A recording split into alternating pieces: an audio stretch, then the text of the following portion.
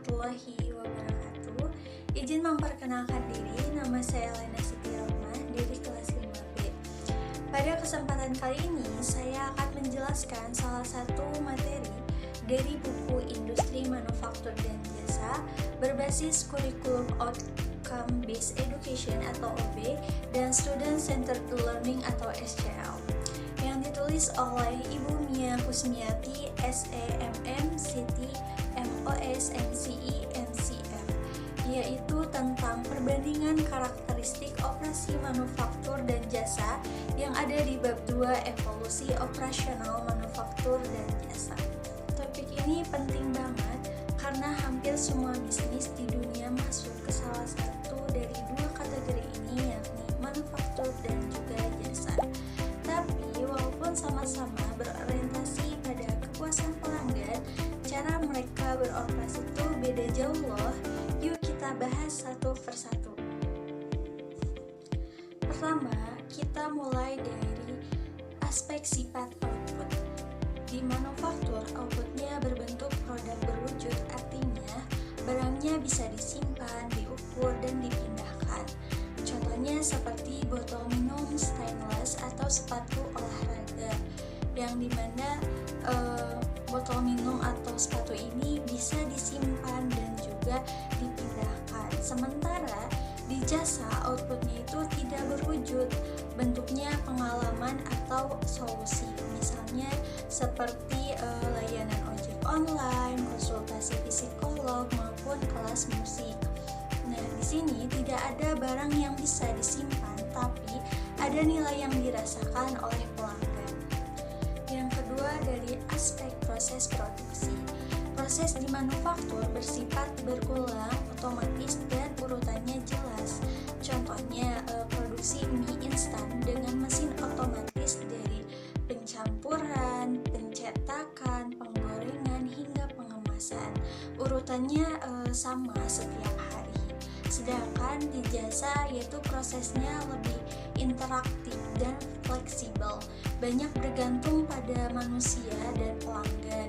Misalnya layanan foto studio yang penyesuaiannya berubah tergantung kebutuhan orang yang sedang dipoto, seperti dari background, foto, terus aksesoris, dan juga efek foto dan lain sebagainya. Yang ketiga, yaitu dari aspek keterlibatan pelanggan. Di manufaktur, pelanggan hampir tidak terlibat dalam proses produksi. Contohnya yaitu ketika kita membeli laptop, pastinya kita tidak ikut membantu merakit laptopnya. Nah, sedangkan di jasa, keterlibatan pelanggan sangat tinggi. Contohnya ketika kita potong rambut, kita sebagai pelanggan memberi arahan seperti modelnya seperti apa, panjangnya mau segimana, dan lain sebagainya. Yang keempat, yaitu dari aspek standarisasi produk. Manufaktur punya tingkat standarisasi yang tinggi karena tujuannya efisiensi dan konsistensi. Contohnya seperti botol minum diproduksi dengan ukuran dan bentuk yang sama. Sedangkan di jasa, standarisasinya itu rendah karena harus menyesuaikan dengan kebutuhan tiap individu, seperti layanan konsultasi akademik yang berbeda untuk setiap mahasiswa. Yang kelima, yaitu dari aspek kualitas dan evaluasi. Kalau di manufaktur, kualitas diukur lewat spesifikasi fisik, uji coba, dan infeksi. Contoh, misalnya lampu LED yang diuji ketahanannya sebelum dijual. Sedangkan di jasa, kualitas diukur berdasarkan persepsi pelanggan terhadap kepuasan, keandalan, dan responsivitas. Apakah mereka merasa puas? Apakah layanannya cepat dan terpercaya?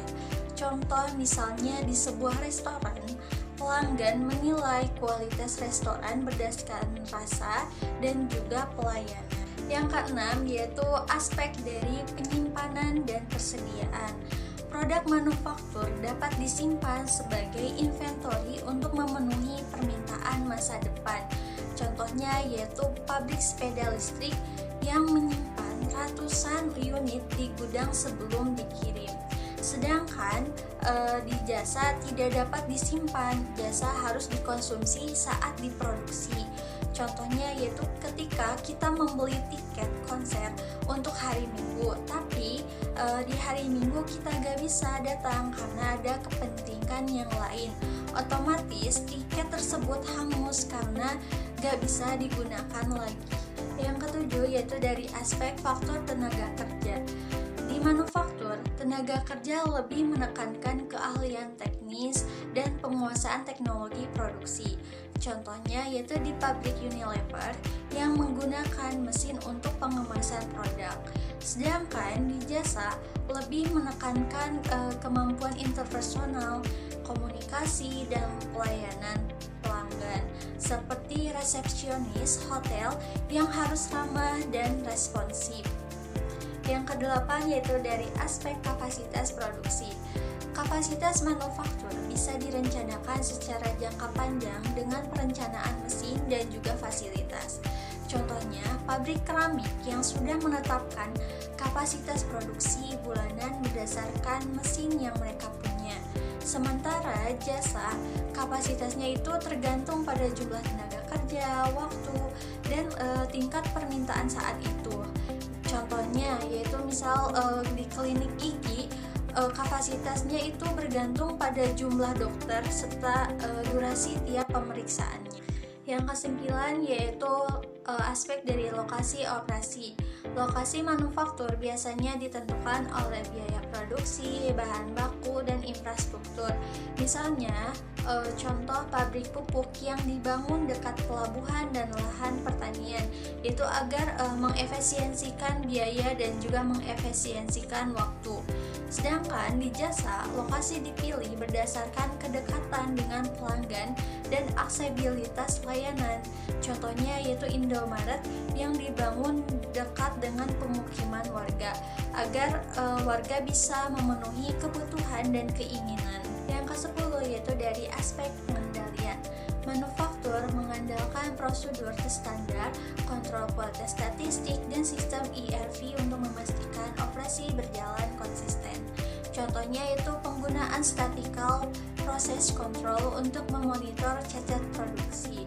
Sedangkan di jasa, pengendalian sering dilakukan lewat monitoring layanan dan umpan balik pelanggan. Contohnya di restoran yang mengecek standar pelayanannya itu lewat review atau dari Google Form untuk mengecek standar pelayanannya. Dari pembahasan tadi dapat disimpulkan secara keseluruhan perbandingan antara operasi manufaktur dan jasa memperlihatkan bahwa perbedaan keduanya bukan sekadar pada jenis output, melainkan juga pada paradigma manajerial yang mendasari sistem produksinya.